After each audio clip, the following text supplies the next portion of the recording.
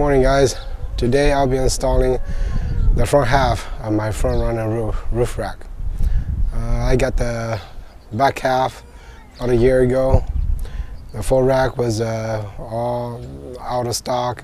They didn't have any in stock. I waited a couple months, nothing in stock. So I decided to buy the half rack. Now I want to add the front half to it to make it a full rack. Let's go and do the install. The first thing I did was install pillar support bars.